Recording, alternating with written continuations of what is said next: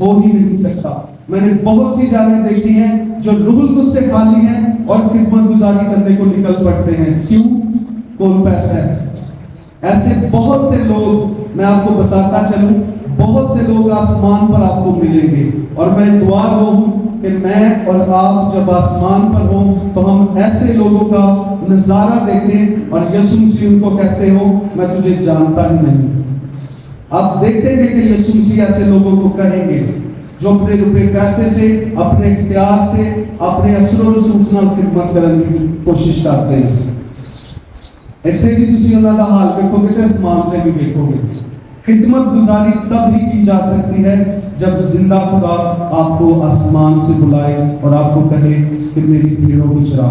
اگر وہ آپ کو کہے کہ جا میری خدمت گزاری کر، اگر اپنے تئیں نکلیں گے تو آپ مار کھائیں گے۔ آگے ہم خدا کے کلام میں سے دیکھیں گے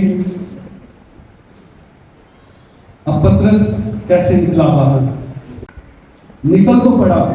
اب میں آؤں گا ان لوگوں کی طرف جو حالات کو دیکھ کر اپنی خدمت گزاری سے گھبرا جاتے ہیں۔ پہلے تو وہ جو خدمت گزاری اپنے تئیں شروع کرتے ہیں وہ مار کھاتے ہیں۔ اگر آپ یسوع مسیح کے بلائے ہوئے ہیں اور یسوع مسیح نے آپ کو خدمت میں بلایا ہے تب بھی آپ پر پریشانی آ سکتی ہیں۔ خدا ان کا کلام فرماتا ہے کہ صادق کی مصیبتیں بہت سی ہیں۔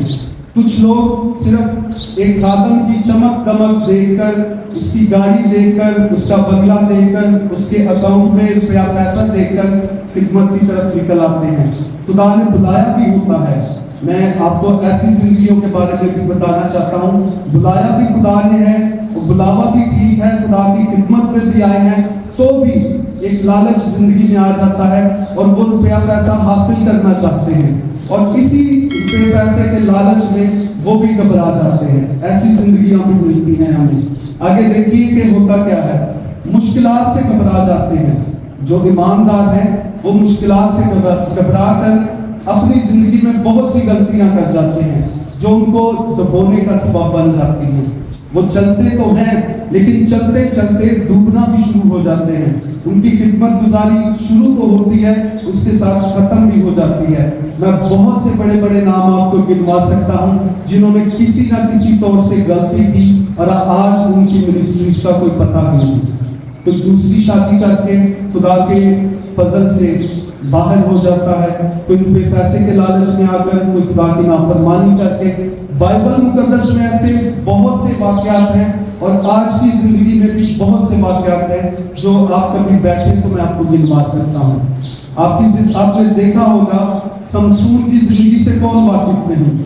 سمسون نے دلائلہ کے عشق میں مبتلا ہو کر اپنے وہ راز کی بات جو خدا نے اس کی زندگی میں رکھی تھی، اس کے بالوں کے ساتھ ایک عہد تھا خدا کا کہ اس کی زندگی میں قدرت ہے، وہ جو کچھ کرنا چاہتا ہے خدا کا روح اس پر آتا اور وہ بڑی جانوں کا مقابلہ کر لیتا۔ لیکن جب اس نے اس گناہ میں مبتلا ہو کر اپنا راز اسے بتایا اور اس کے بال کاٹ دیے گئے تو اس کے بعد اسے زنجیروں کے ساتھ جکڑ کر ایک قیدی بنا کر باندھ دیا گیا۔ ایسا ہی ہوتا ہے آج کی زندگی میں۔ بہت سے لوگ خدمت گزاری کے لیے نکل تو پڑتے ہیں، بلاوا بھی زندگی میں ہوتا ہے، لیکن آزمائش میں گر جاتے ہیں۔ وہ کسی عورت کی آزمائش ہو سکتی ہے، وہ روپے پیسے کی آزمائش ہو سکتی ہے، وہ کسی رتبے کی آزمائش ہو سکتی ہے۔ ان چیزوں میں گر کر آپ بھی ڈوبنا شروع کر سکتے ہیں۔ آئیے میں آگے آپ کو پڑھ کر بتا دیتا ہوں۔ پترس کشتی سے اتر کر یسوع کے پاس جانے کے لیے پانی پر چلنے لگا، مگر جب ہوا دیکھی تو ڈر گیا اور جب ڈوبنے لگا تو چلا کر کہا اے خداوند مجھے بچا۔ پترس نکل تو آیا لیکن اس کی نظریں یسوع کی طرف نہیں رہی، اس کی نظریں طوفان کی طرف پھرنا شروع ہو گئی۔ جب آپ خدمت کے لیے آتے ہیں میدان میں تو اپنا فوکس، اپنی نظریں اپنے یسوع مسیح پر رکھیں۔ اگر آپ روپے پیسے، عہدوں کی طرف اور بہت سی اور دنیاوی چیزوں کی طرف اپنی نظریں لگا لیں گے نا تو آپ کی خدمت ڈوبتی چلی جائے گی۔